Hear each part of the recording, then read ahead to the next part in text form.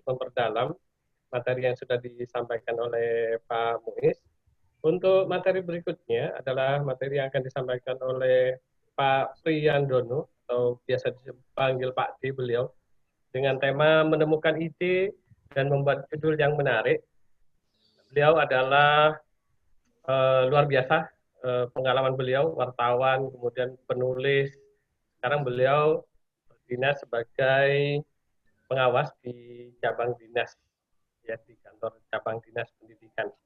Baik, langsung saja Pak Priyandono, waktu dan channel, ya, saluran kami haturkan dengan segala hormat. Silakan Pak Pri. Terima kasih Pak Suhari. Assalamualaikum warahmatullahi wabarakatuh. Waalaikumsalam. Selamat siang dan salam sejahtera. Yang saya hormati Bapak Kepala Dinas Pendidikan Kabupaten Lumajang, Bapak atau Ustadz Abdul Muiz Junaidi, selaku CEO dari Pustaka Mahameru. Yang saya hormati juga Bapak Suhari, yang juga turut membantu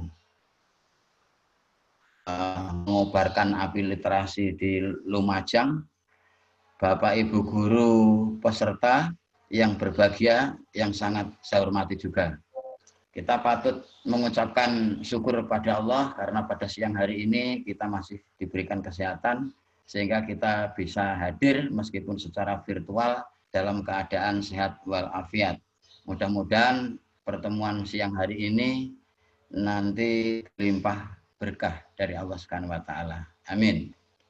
Bapak Ibu guru yang saya hormati, sebelum saya menyampaikan materi, karena saya ini berhadapan dengan Bapak Ibu guru, kawan-kawan saya juga semua. Oleh karena itu terlebih dahulu saya mohon izin dengan mengucapkan tunggal guru ojo ganggu. Gitu ya Bapak Ibu ya. Bagaimana Bapak Ibu sudah siap semua ya? Rupanya tadi semangat sekali Pak Muiz sampai kewalahan ya menjawab pertanyaan-pertanyaan dari Bapak Ibu semua. Mudah-mudahan nanti apa yang saya sampaikan bisa membantu Bapak Ibu semua untuk segera bisa menerapkan. Bapak Ibu guru sekalian, saya sampaikan bahwa mentor atau instruktur pelatihan atau pelatihan semacam ini itu memang tidak bisa membuat seseorang itu menjadi penulis yang andal. Hanya bisa membantu saja. Yang bisa membuat Anda menjadi atau Bapak Ibu menjadi penulis yang hebat itu adalah Bapak Ibu sendiri dengan cara tekun berlatih. Ya, Bapak Ibu guru sama dengan kita adalah guru ya. Mungkin kalau di pelatihan-pelatihan yang lain juga namanya istilah instruktur. Nah, semua itu adalah ibarat seorang petani. Hanya bisa menanam dan memelihara, tapi tidak bisa memaksa pohon itu untuk berbuah. Nah, yang bisa menentukan buahnya adalah Bapak Ibu sendiri. Demikian juga nanti Bapak Ibu ini akan menjadi penulis yang luar biasa adalah tergantung dari Bapak Ibu bagaimana cara berlatihnya, bagaimana istiqomahnya dalam menulis itu. Baik, mungkin saya bisa langsung share screen ini Pak ya.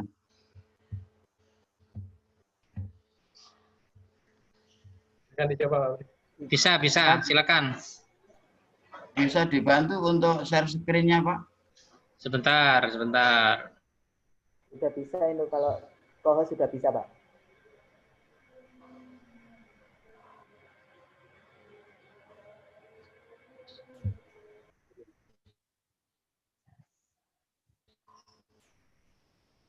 Oh iya, sudah bisa Pak Pri? Gimana Pak Muiz? Sudah bisa share screen. Kan insya Allah PPT saya sudah saya kirimkan. Dikirim di grup Pak Pri? Sudah bisa ini, Pak? Sudah bisa dilihat? Belum. Oh, ini mungkin. Nah, ini sudah Pak Pri, sudah. Ya. Sudah bisa dilihat ya? Sudah Pak Pri. Sudah. Ya, Pak Pri, ini yang share screen saya. Jadi nanti Pak Pri bilang next gitu aja. Iya. Silakan Pak Mis, share screen Pak Mis.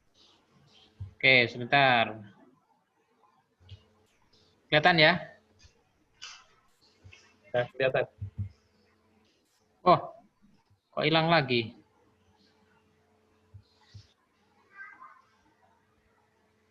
Ini? Ya, kelihatan Pak Mis. Lanjut, Pak Pri.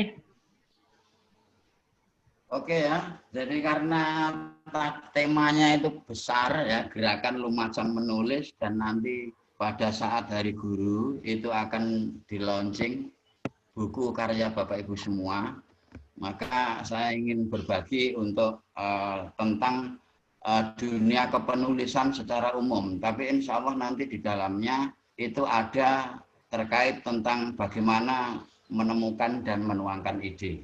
Dan nanti di slide yang berikutnya ada ya. Lanjut Pak Muiz. Lanjut untuk slide yang berikutnya, yang nomor 2.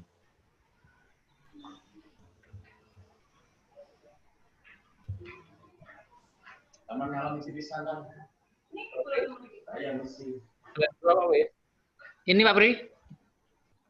Ya, saya Pak, dibukakan fasilitasnya untuk bisa share screen. Oh, sebentar. Dengan share screen sendiri ya? Ya, masalahnya kan Oke. partisipan. Iya, sebentar. Co-host nggak bisa ya? Dibuat host saja berarti. Host saja. Sebentar.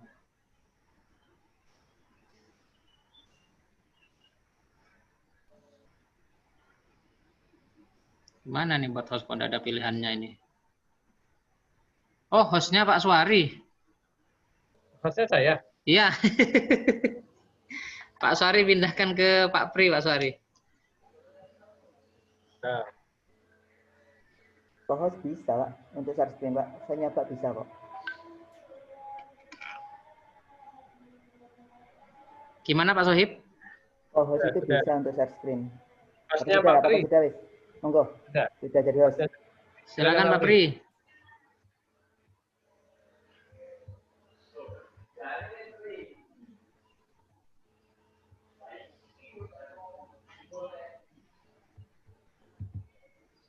Sudah Pak? Ya, kelihatan Pak. Sip. Ya, sip. Oke ya. Baik, saya lanjutkan ke slide yang berikutnya. Kelihatan ya Pak ya? Kelihatan Pak? Kelihatan Bapak Ibu ya? Jelas. Jadi sebelum kita menulis, jadi kita itu untuk meningkatkan motivasi menulis kita. Jadi anggap saja tulisan kita itu adalah tulisan yang paling dibutuhkan. Jadi jika ada tulisan yang ingin benar-benar Anda baca, tapi belum menemukan, maka Anda harus menulisnya. Berarti ketika Anda, Bapak Ibu ini menulis, berarti memang belum menemukan tulisan yang benar-benar Bapak inginkan. Jadi Bapak Ibu harus menuliskannya. Ini kata ungkapan dari Toni Morrison yang bisa untuk memberikan semacam amunisi agar kita selalu menulis setiap hari. Bapak Ibu guru ya, peserta ya, penulis itu menjadi berbeda dengan seorang pujangga. Kalau seorang pujangga itu dilahirkan, tapi kalau seorang penulis itu menjadi. Jadi artinya penulis itu siapa saja punya kesempatan untuk menjadi penulis. Asalkan mereka bisa tekun, asalkan mereka tekun untuk berlatih. Karena menulis ini adalah sebuah keterampilan. Nah, cara belajarnya tidak ada lain ya kecuali harus dengan menulis itu sendiri. Jadi saya sering mendapatkan pertanyaan, ya apa caranya nulis? Nah, ya enggak ada caranya menulis ya apa? Caranya menulis ya dengan menulis itu sendiri, karena menulis ini adalah sebuah keterampilan. Jadi seorang penulis itu bukan dilahirkan, tapi mereka menjadi. Kalau misalnya penulis itu dilahirkan, maka bimtek pelatihan seperti ini itu mungkin tidak akan diperlukan. Jadi kita harus berangkat dari asumsi bahwa penulis itu tidak dilahirkan. Tetapi, Pak Pri mohon izin menyela Pak Pri. Iya. Bapak Ibu untuk absensi nanti akan di-share di kolom chat setelah materi dari Pak Pri. Kemudian informasi berikutnya Pak Pri, teman-teman yang PNS di Lumajang itu pulang jam 12.30. Jadi sebelum jam 12, sepertinya Pak Pri kan juga tidak lama, nanti kita perlama di sesi diskusi dan tanya jawab. Terima kasih Pak Pri. Ya, terima kasih Pak Muiz, saya lanjutkan. Untuk yang berikutnya, nanti saya sepakat nanti lebih banyak kepada tanya jawabnya saja ya. Jadi Bapak Ibu guru harus sudah siap untuk kalau memang ingin menjadi penulis harus sudah siap, karena penulis itu unik Bapak Ibu ya. Tadi saya sampaikan tidak semua orang bisa memerankan profesi sebagai penulis, tapi semua orang punya kesempatan untuk menekuni profesi penulis ini ya. Jadi ini salah satu keunikan daripada penulis. Yang kedua, keunikan yang kedua, bahwa menjadi penulis sebenarnya lebih berat. Penulis itu berat. Ya, bahkan berdarah-darah, bahkan lebih berat daripada rindu. Tapi aneh, banyak sekali orang yang ingin menggelutinya. Banyak sekali orang yang ingin menjadi penulis. Dan yang lebih unik lagi, bahwa penulis itu selalu berhadapan dengan garis kematian. Ini kalau dalam bahasa Inggris adalah deadline. Jadi seorang penulis itu pasti selalu berhadapan dengan deadline. Karena kalau sudah melewati deadline, maka tulisannya ini akan sulit untuk tayang. Baik, ya, saya lanjutkan. Lalu apa yang harus disiapkan untuk menjadi penulis? Yang pertama adalah niat. Kata Ustadz Muiz Junaidi, melakukan satu perbuatan tanpa niat itu sama dengan tidak berbuat. Maka segala sesuatu harus kita niatkan terlebih dahulu. Kalau kita mau menjadi penulis, maka harus kita niatkan dulu. Kita toto niatnya, ya. Yang kedua adalah alat tulis, ya. Ini sudah pasti ya, alat tulisnya. Kalau sekarang ya mungkin laptop atau gawe atau tablet ya sebagainya, ya. Karena mesin ketik sudah tidak ada, ya. Kalau saya masih mengonangi ya, alat tulis mesin ketik itu. Yang berikutnya adalah seorang penulis itu harus memiliki wawasan yang luas. Lah, bagaimana untuk bisa memiliki wawasan yang luas? Yaitu dengan cara membaca. Nanti akan saya sampaikan dari mana asal ide itu, nanti ada ya. Jadi caranya untuk memiliki wawasan yang luas yaitu dengan cara membaca. Maka menulis dan membaca itu adalah seperti sekeping mata uang logam. Kedua sisinya sama-sama pentingnya. Seorang penulis kalau tidak memiliki banyak bacaan, maka tulisannya itu akan terlihat kering. Ya, akan terlihat datar-datar saja. Dan akan terlihat monoton. Ya. Dan yang berikutnya, penulis itu harus responsif. Jadi kalau ada hal yang baru, itu harus segera ditulis. Sebab kalau tidak segera ditulis, maka tulisan itu sudah menjadi basi. Seorang penulis yang tidak responsif itu ibaratnya seperti ada secangkir kopi panas, tapi tidak segera diminum. Sehingga kopinya itu menjadi dingin. Nah kalau sudah dingin, maka ini menjadi tidak lezat lagi, tidak nikmat lagi, bahkan berpotensi menimbulkan penyakit. Yaitu perutnya menjadi kembung biasanya. Nah, syarat yang terakhir adalah swasunting. Swasunting ini Bapak Ibu guru, Bapak Ibu peserta, ini merupakan kemewahan yang terbesar bagi seorang penulis.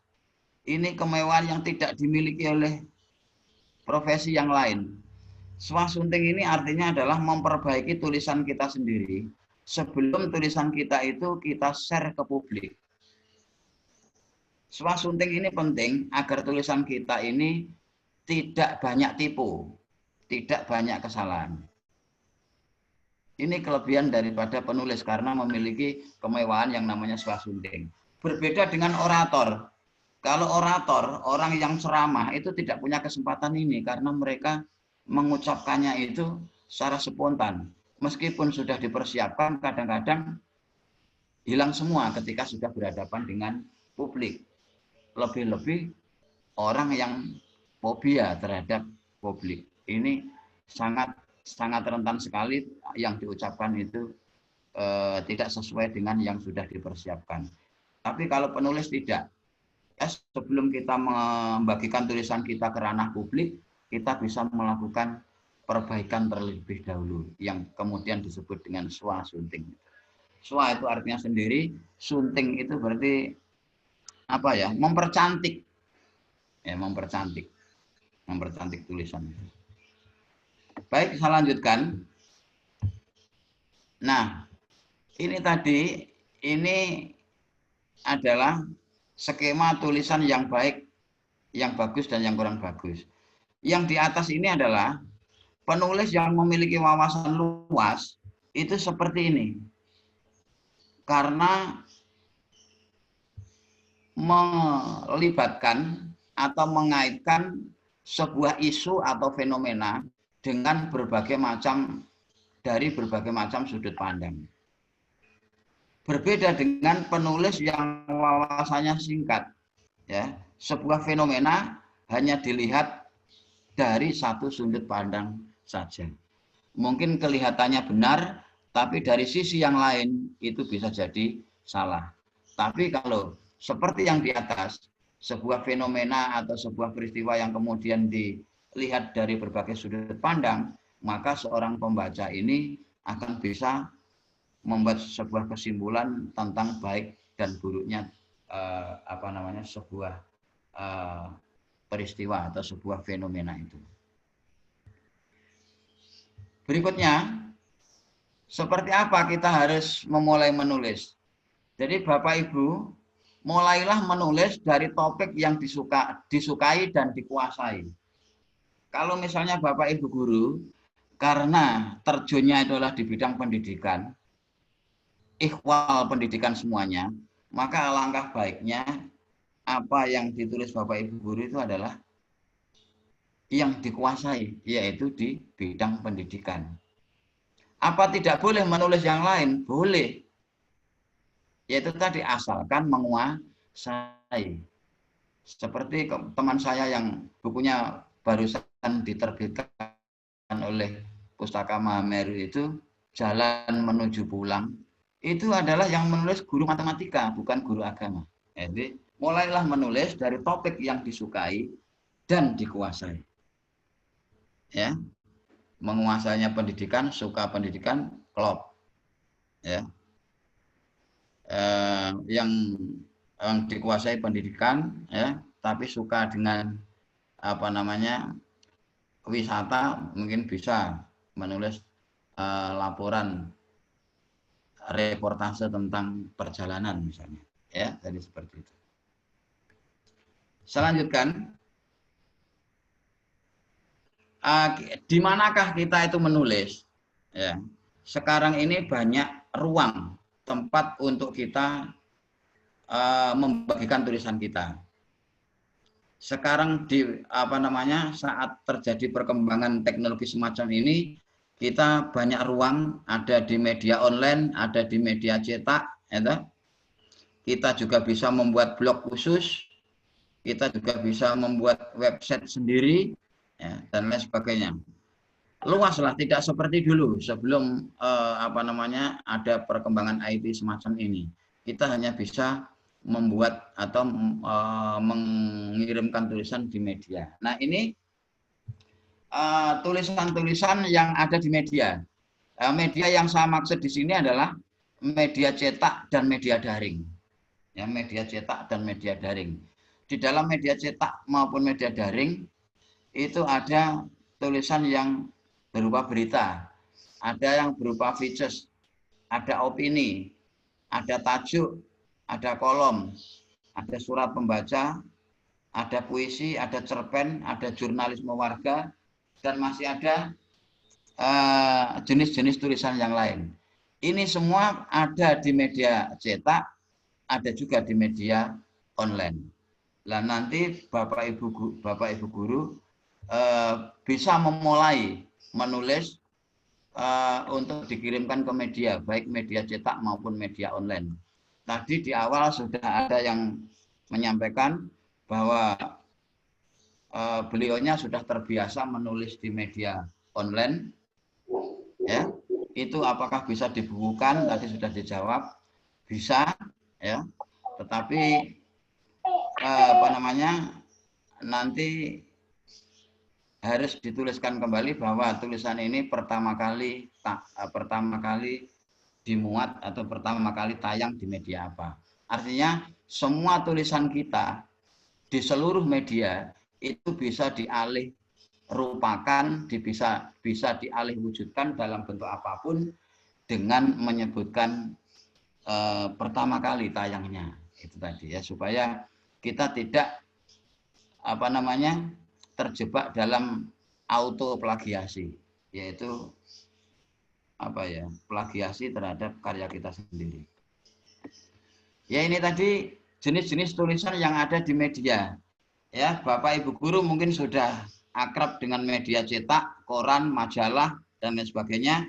Nah, ini sekarang ini ada media daring, ya. Mesin pencari ini termasuk media daring.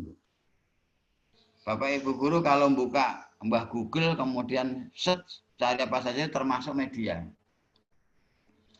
Ada media sosial seperti Facebook, kemudian WA, Telegram, dan lain sebagainya, itu adalah media sosial. Ya, media sosial. Kemudian ada aplikasi chatting, ya, ada portal, ada surat elektronik atau email, itu termasuk media daring. Ada juga perdagangan elektronik, ini adalah media daring. Dan Bapak Ibu guru bisa membuat tulisan dan kemudian diunggah ke media ini. Kalau Bapak Ibu guru sudah pernah mengunggah tulisannya di media daring, nanti kalau misalnya mencari tulisannya kembali di mesin pencari, di Google Search, dengan menuliskan kata kuncinya, itu biasanya bisa langsung ditemukan. Nah, saya tidak ingin menyampaikan tentang yang media cetak, karena media cetak mungkin Bapak Ibu sudah sangat akrab karakteristiknya. Saya ingin menyampaikan yang media daring, karena media daring ini termasuk relatif baru, ya. Sehingga mungkin kita selalu ditakut-takuti dengan adanya media daring ini, ya.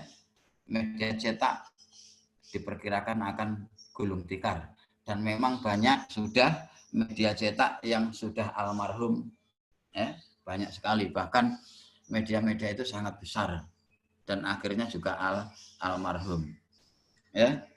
Ini karakteristik daripada media daring, ya. Terintegrasi dengan internet. Jadi kalau kita mau membaca berita atau membaca apa saja, itu kalau tidak terkoneksi dengan internet, ini tidak bisa. Ini kelemahannya daripada media daring. Terkecuali kalau memang sudah di-download terlebih dahulu. Mungkin bisa kita buka secara offline atau tidak terkoneksi internet. Kemudian multimedia, media daring itu multimedia. Berbeda dengan media cetak. Kalau media cetak hanya visual, ya, hanya gambar saja, tulisan dan gambar. Tapi kalau media cetak bisa juga audionya, audio visualnya, ya. Kemudian media daring ini kapasitas dan jangkauannya sangat luas, bahkan sampai ke seluruh dunia. Berbeda dengan media cetak. Ya, media cetak itu yang terjangkau hanya di kota-kota besar biasanya. Kemudian real time, ya, apa yang terjadi sekarang, yaitu yang ditulis, sehingga antara media cetak dengan media daring ini kejar-kejaran, ya, kejar-kejaran untuk lebih cepat menayangkan berita atau informasi-informasi lainnya.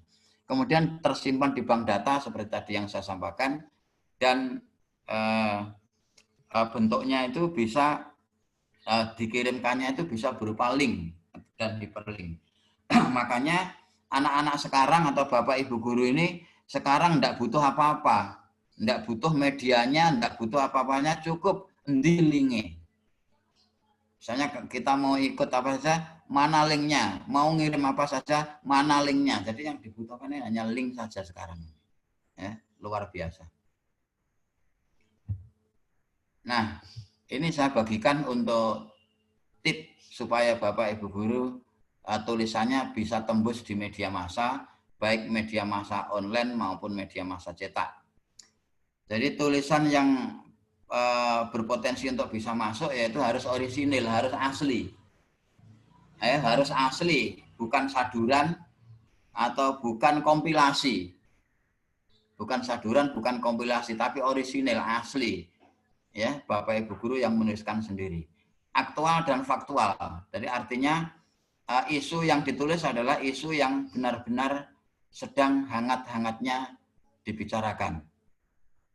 Judulnya harus menarik, ringkas, padat, dan mewakili keseluruhan isi dari apa yang Bapak Ibu tulis.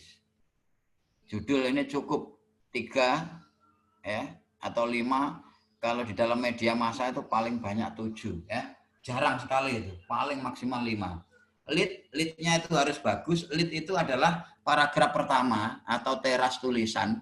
Ini yang nanti akan menentukan pembaca akan meneruskan tulisan, membaca tulisan Bapak Ibu atau berhenti hanya di situ saja. Maka lead ini harus benar-benar memikat. Dan tulisan yang baik itu selalu memikat sejak awal. Kemudian hindari istilah asing. Menggunakan istilah asing itu kalau terpaksa saja. Kalau memang belum ditemukan padanan katanya. Jadi menggunakan istilah asing ini bukan untuk gagah-gagahan atau apa, tidak. Penggunaan istilah asing ini tadi saya katakan adalah kalau memang benar-benar belum ada padanan katanya.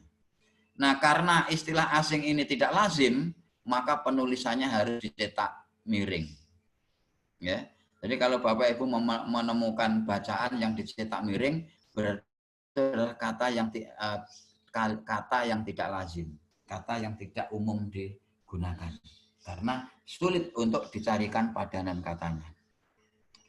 Kemudian perhatikan permintaan redaktur. Ya, kalau misalnya mintanya 750 kata ya dibuatkan 750, 350 ya 350, ya. 800 ya 800. Kalau buku misalnya 60 halaman ya 60 halaman. Ya, seperti itu. Ya. Ini harus dipatuhi. Dan yang paling penting adalah ketuk pintu. Jadi misalnya Bapak Ibu mengirimkan tulisan di media, pertama ditolak, jangan putus asa.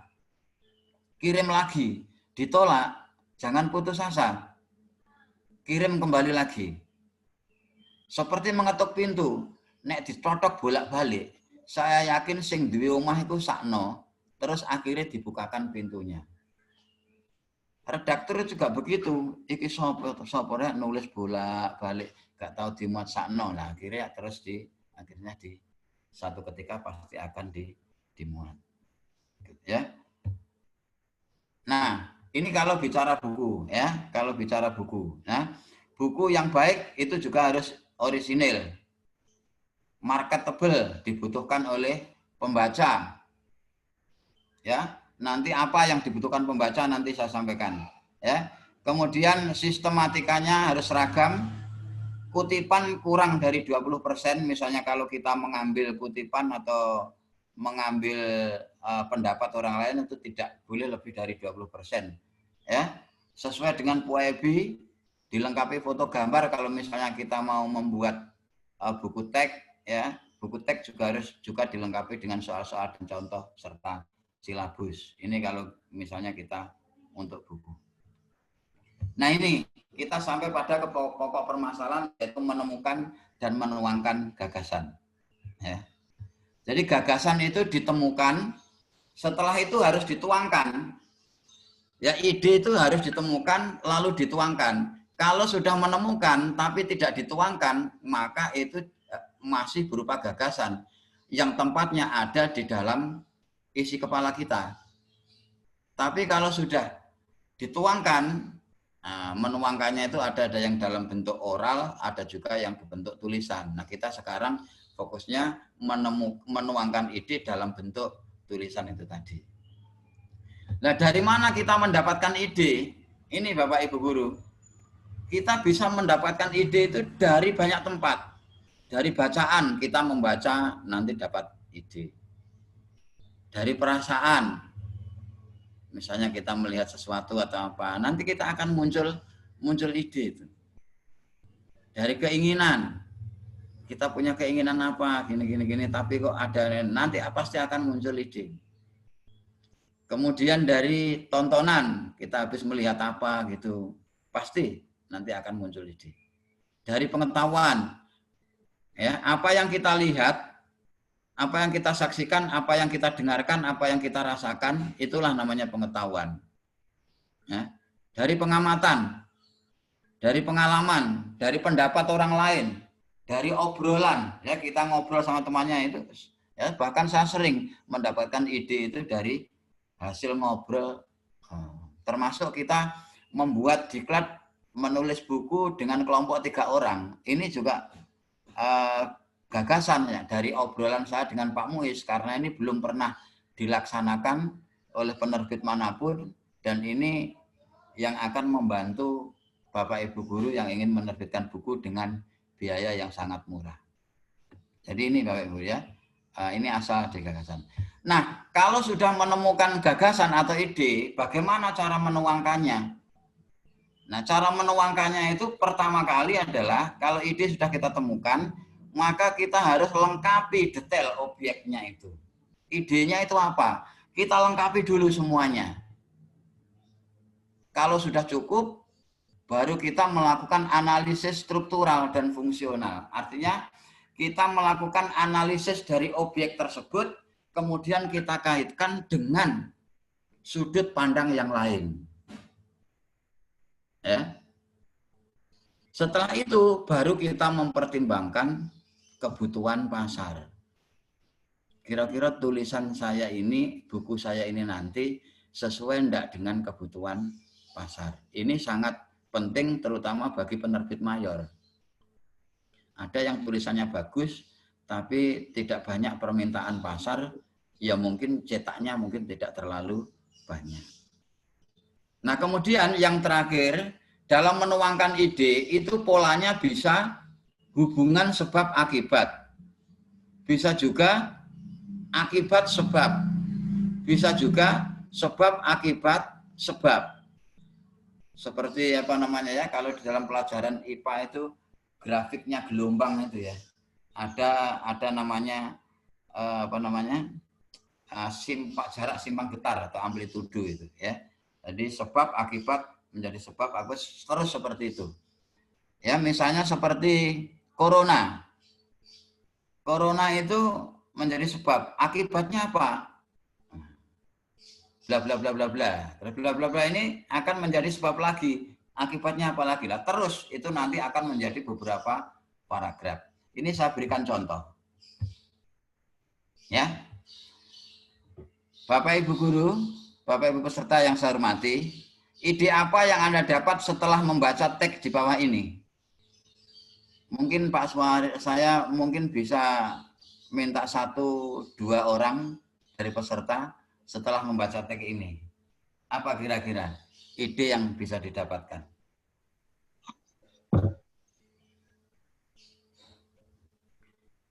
Monggo, Bapak Ibu Guru, silahkan yang ingin berpendapat. Silahkan di-unmute Bapak Ibu. Menulis opini, Pak. Menulis opini. Yang lain? Kita.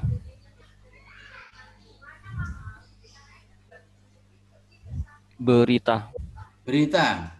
Ada lagi? Maksudnya ide dalam konten ini ya Pak ya? Ide dalam konten teks ini. Kontennya. Kasus, Pak. Kasus. Kasus apa ini Pak? Kasus COVID. Kasus COVID ya. Bagaimana Pak dengan kasus COVID? Masalah bencana. Ada yang bertambah dan ada yang sembuh dan juga ada yang meninggal. Ada yang sembuh, ada yang meninggal. Artinya mengalami Pak ya, penambahan dan pengurangan kan begitu Pak ya? Iya. Ini ya. Oke ya. Jadi itu mendapatkan ide tentang penyebaran atau penambahan atau tentang kasus COVID-19. Idenya adalah kasus COVID-19 ya. Nah, ide itu nanti kita coba kita tuangkan dengan memperhatikan ini. Kita lengkapi dulu objeknya. Nah, objek dari ide tadi kan COVID-19. Kita lengkapi dulu objeknya. COVID-19 itu apa? Nah, kita buat semacam plong-plongan atau outline. Nah, COVID-19 itu apa? Kita tulis, kita jadikan 1, 2, atau 3 paragraf. Gitu Pak. Ya, misalnya COVID-19 adalah penyakit yang diakibatkan oleh virus corona. Virus ini berasal dari Wuhan yang masuk ke Indonesia pada awal Maret 2020. Nah, dan seterusnya itu namanya melengkapi detail objek. Nanti paragraf itu bisa dikembangkan yang kedua, bagaimana penyebarannya di Jawa Timur. Kalau ingin mengerucutkan lagi bagaimana penyebarannya di Lumajang, ini akan menjadi paragraf baru. Kembangkan bisa menjadi 2 paragraf, 3 paragraf, secukupnya. Ya. Kemudian setelah itu baru yang kedua Pak, Bapak Ibu, yang kedua setelah kita melengkapi detail objek, baru kita lakukan analisis, kita kaitkan dengan sudut pandang yang lain. Maka akan muncul apa dampak COVID terhadap sektor ekonomi. Ini sudut pandang yang lain. Karena COVID sendiri itu adalah persoalan kesehatan. Bisa nanti jangan tambahkan apa dampak dari sektor sosialnya. Menjadi beberapa paragraf lagi. Itu berarti sudah sampai kepada analisis struktural dan fungsional. Nah, kalau misalnya Bapak Ibu Guru tidak ingin mengaitkan dengan sektor ekonomi dan sosial karena bukan ranah yang dikuasai, mungkin hanya bisa menyampaikan luarnya saja, atau mungkin bisa langsung pada ini. Bagaimana dampak pandemi itu terhadap sektor pendidikan? Karena dampak dari sektor pendidikan itu sendiri, itu bisa dibuat menjadi beberapa paragraf lagi. Misalnya dampak COVID itu sekolah ditutup. Kena apa kok ditutup? Nah, karena COVID itu tadi. Lalu apa solusinya? PJJ. Bagaimana pelaksanaan PJJ? Menggunakan platform daring apa saja? Bagaimana temuan KPI terhadap PJJ ini? Apakah sudah sesuai dengan kebijakan pemerintah? Dan seterusnya. Ini cara menuangkan ide. Jadi kalau sudah ketemu, nah seperti itu. Nah, baru yang ketiga, supply and demand. Nah, tulisan tentang COVID ini masih nggak dibutuhkan orang, masih nggak dibutuhkan.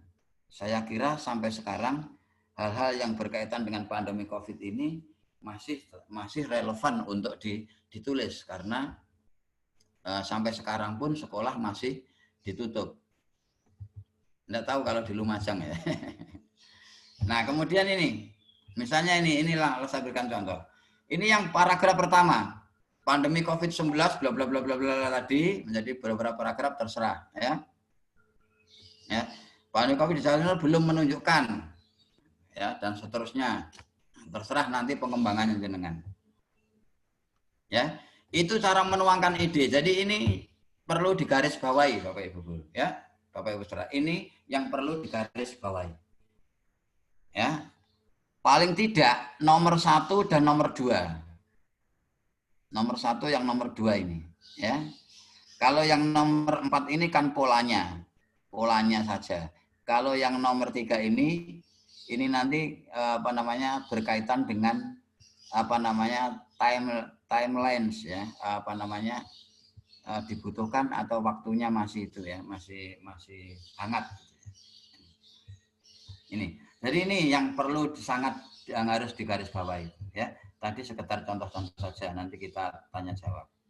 Nah, yang terakhir sekarang, sebelum Bapak Ibu guru menulis, apakah itu artikel, puisi, atau apa saja, tulisan baik fiksi maupun non-fiksi, Bapak Ibu guru harus memperhatikan kebutuhan pembaca.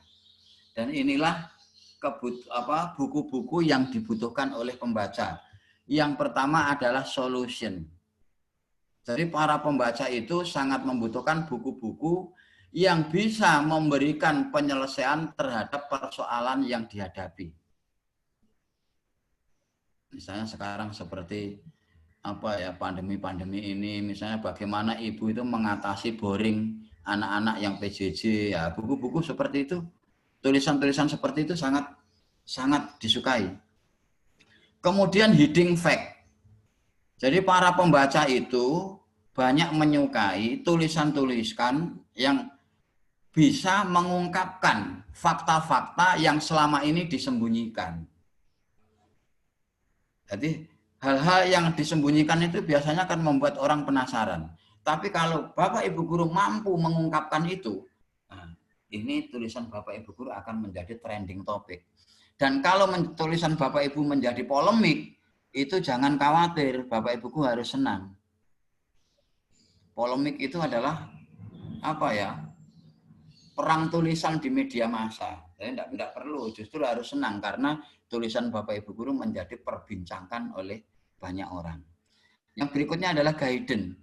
Jadi pembaca itu juga sangat membutuhkan tulisan-tulisan atau buku yang bisa menuntun mereka untuk mewujudkan keinginannya. Buku-buku tentang resep, buku-buku tentang destinasi wisata ini banyak disukai.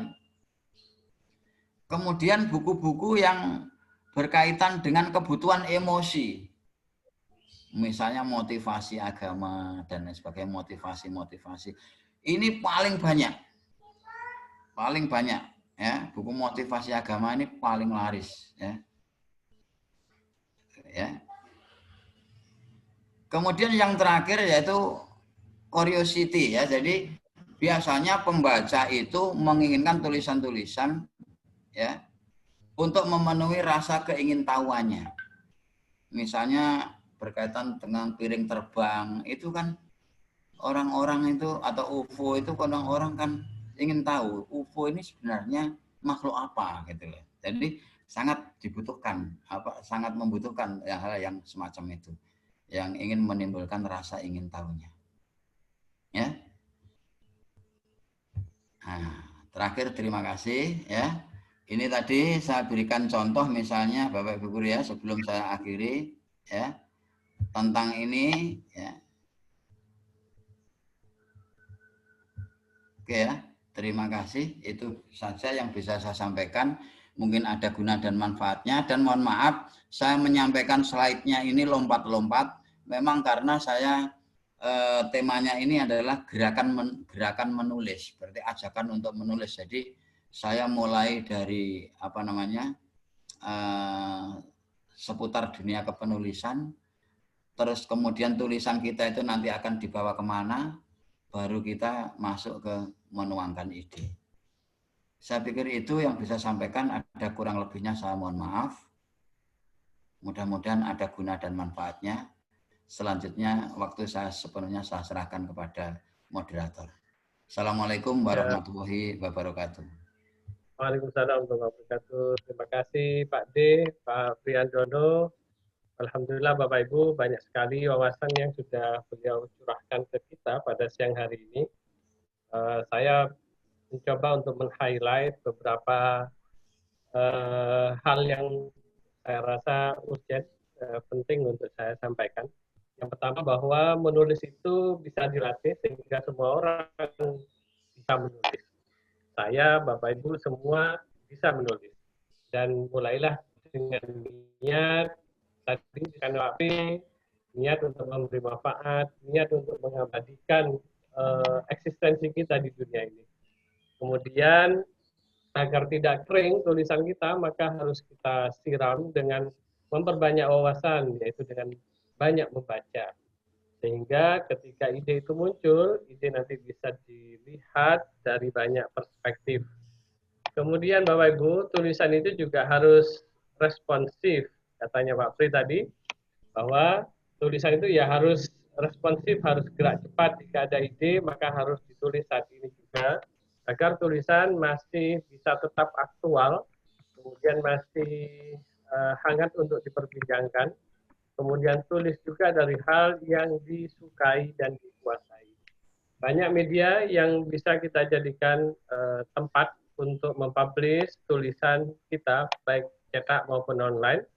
Kemudian tadi ada trik untuk ngetuk pintu penerbit. Ini penerbit mayor Bapak Ibu. Kalau ingin diterbitkan di penerbit mayor, penerbit besar memang harus rajin ketuk pintu. Tapi jika ingin diterbitkan ke penerbit indie seperti Klik Media dan Mahameru, maka tidak perlu ketuk pintu Bapak Ibu ya, tapi tetap mengucapkan salam. Itulah kira-kira. Kemudian ide bisa banyak didapat dari berbagai sumber Bapak Ibu, bisa dari bacaan, perasaan, keinginan, pengalaman, pengamatan, bahkan dari obrolan itu. Kemudian ide tadi dikembangkan dengan teknik-teknik, diantaranya melengkapi informasi objek yang kemudian dianalisis secara struktural dan fungsional. Terima kasih banyak Pak Pri, beliau Bapak Ibu yang akan mengedit ya. Sebagai pemateri, beliau juga akan menjadi editor dari tulisan Bapak Ibu. Dan editan beliau itu bukan editan mekanis saja yang hanya memiringkan atau huruf besar, huruf kecil, tapi bisa sampai kepada editan yang sifatnya substantif Bapak Ibu. Jadi jika ada mungkin kalimat Bapak Ibu yang kurang pas gitu ya, Apri bisa memperbaikinya. Kira-kira karena beliau memang profesional di bidang itu, dalam bidang pengeditan itu Bapak ya. Tapi kemudian jangan nanti Bapak Ibu ya pokok nulis sehingga oh nanti ada yang edit kok.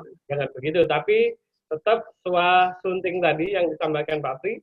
Jadi setelah menulis kita baca lagi, kita edit sendiri, kita suntik sendiri sehingga di kala mana sudah dianggap sempurna oleh kita, kemudian baru diserahkan ke penerbit yang kemudian akan diedit terlebih dahulu oleh pemateri oleh Pak Pri, dan kemudian dilanjutkan ke proses penerbitan dan percetakan. Itu kurang lebih highlight yang bisa saya rangkum dari materi yang disampaikan oleh Pak Priyandono tadi. Sesi berikutnya ada tanya jawab Bapak Ibu, masih ada waktu. Silakan yang ingin bertanya bisa disampaikan secara langsung atau melalui chat. Bapak Ibu, silakan.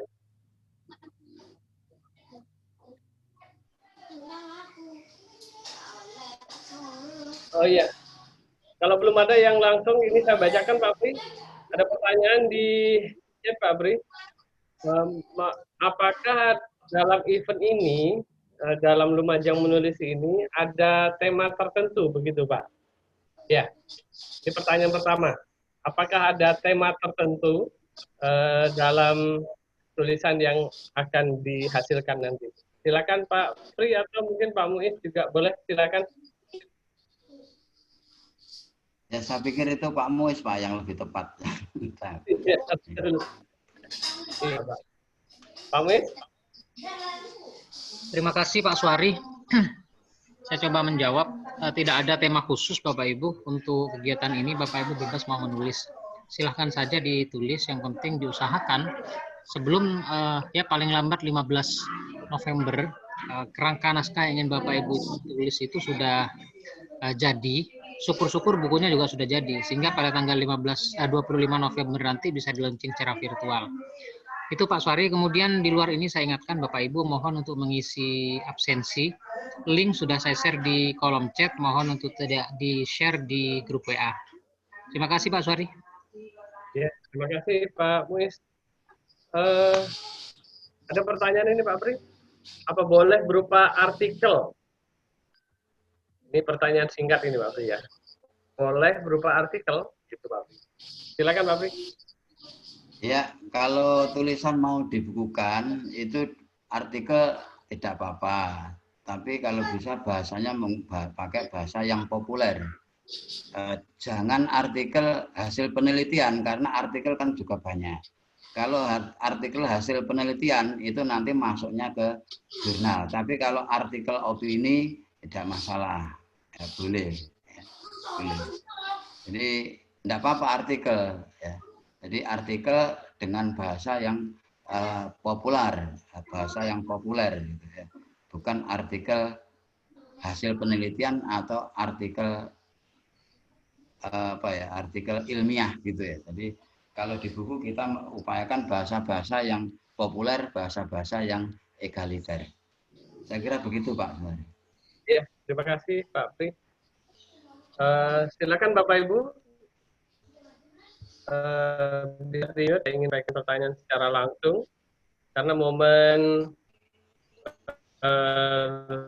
ini tatap muka virtual seperti ini akan diadakan hanya sekitar kali ini pertama.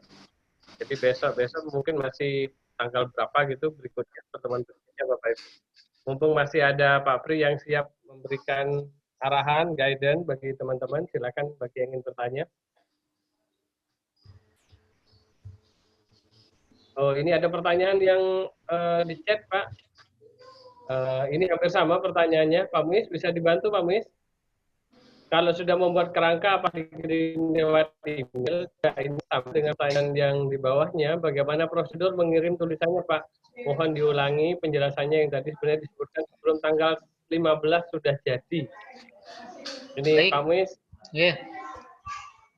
Yang pertama, kalau sudah membuat kerangka apa dikirim lewat email, bagaimana prosedur mengirim tulisannya Pak? Mohon diulangi penjelasannya yang tadi sepertinya disebutkan. Jadi begini Bapak Ibu, nanti akan kita siapkan link yang akan kita share di grup WA untuk mengirim kerangka tulisan. Jadi apa saja yang perlu dilengkapi untuk persyaratan penerbitan ISBN. Nah, nanti untuk itu Bapak Ibu tidak perlu mengirim ke email, nanti ada link yang khusus yang kita siapkan, sekaligus link itu kita gunakan untuk mengambil data Bapak Ibu, merekam data Bapak Ibu untuk dijadikan dasar penerbitan sertifikat kegiatan. Kemudian bagaimana prosedur mengirim tulisannya? Sudah saya jelaskan ya, otomatis menjawab pertanyaan berikutnya. Demikian Pak Suhari? Ya, siap Pak Muiz. Baik, ada pertanyaan lagi nih Pak. Pak Pri, karena Pak Pri juga pengawas ini, bisa dijawab Pak D. Bagaimana supaya tulisan yang ditulis itu bermakna, bernilai, dan akhirnya layak terekspos? Bermakna, bernilai, dan akhirnya layak untuk terekspos, layak untuk dipublikasi secara masif, gitu mungkin Pak Pri. Silakan Pak Pri. Ya, terima kasih. Jadi tulisan kita, tulisan yang layak dan kemudian tayang atau terekspos itu adalah tulisan-tulisan yang terpilih. Ya, biasanya di media massa yang sudah besar itu biasanya satu hari itu tidak kurang 50 bahkan sampai 100 naskah itu terkirim, tapi mungkin yang dimuat itu hanya sekitar 2 atau bahkan 1. Nah, jadi persaingannya untuk ini sangat ketat sekali. Sangat ketat sekali untuk artikel yang misalnya untuk tayang di media massa. Lalu bagaimana caranya supaya tulisan kita itu menjadi bermakna dan lain sebagainya, bermakna dan bernilai dan layak tayang tadi. Maka seperti tadi yang saya katakan, tulisan itu harus benar-benar orisinil itu tadi, kemudian memang harus bermakna dan benar-benar dibutuhkan oleh pembaca. Dan tulisan itu harus aktual, kemudian memenuhi kriteria yang ditetapkan oleh media tersebut. Kalau misalnya media itu menentukan jumlah katanya itu 750, kemudian mengirimkannya itu 1000 kata, meskipun itu bagus, itu bisa jadi tidak dimuat. Karena apa? Sudah melihat, wah ini kok wakeh banget. Seperti itu ya. Seperti itu. Karena biasanya itu editor-editor yang galak, itu kalau tidak sesuai dengan ketentuan itu biasanya sudah langsung tidak diloloskan. Nah, kemudian yang berikutnya, tulisan yang tidak dimuat, itu bukan berarti tulisan itu tidak bagus. Tulisan yang tidak dimuat itu bukan berarti tulisan tidak bagus. Bisa jadi tulisan itu tidak sesuai dengan visi dan misi daripada media tersebut. Kemudian bisa jadi tulisan itu membahayakan bagi penulisnya. Misalnya seorang guru menulis tentang masalah politik, padahal tulisannya itu bagus sekali. Maka pihak penerbit, pihak media tadi, itu juga akan berpikir, ya, iki guru kok nulis seperti ini, karena itu dianggap tidak kompetensinya. Terus yang kedua, kalau misalnya sampai tayang, kemudian ini bisa menimbulkan atau bisa berbahaya bagi penulisnya, itu bisa menjadi pertimbangan untuk tidak dimuat. Jadi kalau ingin untuk memake up ya, memake up tulisan itu memang itu tadi kita harus terus berlatih. Ya, kita harus terus berlatih dan kemudian kita harus mampu mengaitkan persoalan yang kita angkat dari berbagai sudut pandang. Jadi seperti itu. Jadi itu kalau mau memake up tulisan, diksi yang dipilih juga harus tepat. Diksi yang dipilih juga harus tepat. Kalimat-kalimat yang efektif itu harus dibuang. Dan kalau ingin masuk di media massa, jangan terlalu banyak tipu. Ya, jangan terlalu banyak tipu. Dan yang paling penting, PUEB itu harus ditaati. Sebab editor yang galak, kalau tidak bisa membedakan antara kata depan dengan imbuhan, itu dianggap tidak atau belum terbiasa menulis. Jadi seperti itu, Pak Sari. Terima kasih.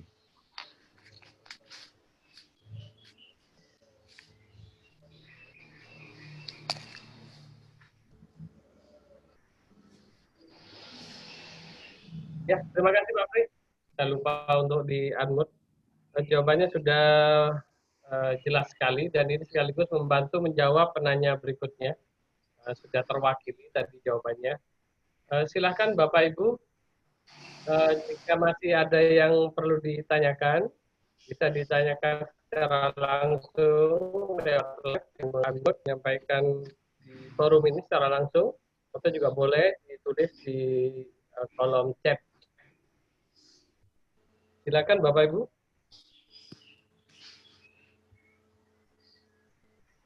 Masih ada yang kurang jelas? Atau Pak Muiz, apa ada informasi berikut Pak Muiz tentang Pak Suari ini cukup sepertinya karena teman-teman yang di Lumajang khususnya jam 12.30 itu harus absensi perlu. Jadi tadi ada permintaan ke teman-teman, Pak 12.30 mohon diakhiri karena absensi perlu. Seperti itu. Jadi mungkin Bapak Ibu kalau ada pertanyaan bisa disampaikan di kolom di grup WA nanti. Pak Pri dan Bu Wahyu sudah ada di sana, termasuk Pak Suari. Jika tidak ingin menyampaikan di kolom grup, boleh dijapri ke saya. Demikian Pak Suari. Pak Sohib tadi mau naik gunung, mau absen katanya. Jadi Pak Suari yang nutup. Ya, terima kasih.